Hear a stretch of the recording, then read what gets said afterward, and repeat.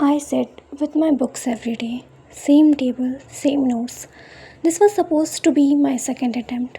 Exam form fill किया ये सोच के कि इस बार सीरियस रहूँगी. But the truth is, I was here, but I was completely lost. I kept telling myself अभी टाइम है और हाँ इस बार टाइम था भी. Enough time to do better than the last year. Enough time to prove myself wrong. पर मैंने फिर भी उसे स्लिप होने दिया.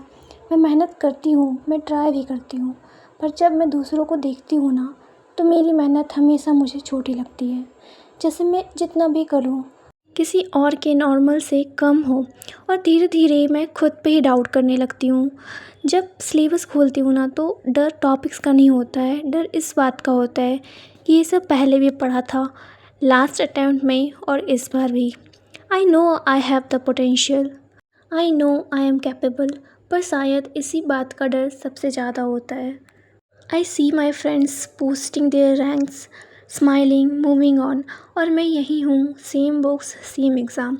It hurts because I know they didn't steal my seat, I give it away by not giving my best.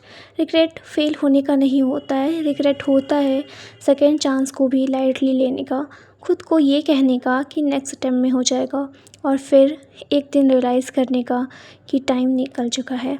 I am not scared of the result. What scare me is this moment, waking up and knowing I had another chance and still didn't become the person I promised myself. That I knew exactly what to do and still choose not to do it. And knowing you could have done better. Regret does not shout, it stays.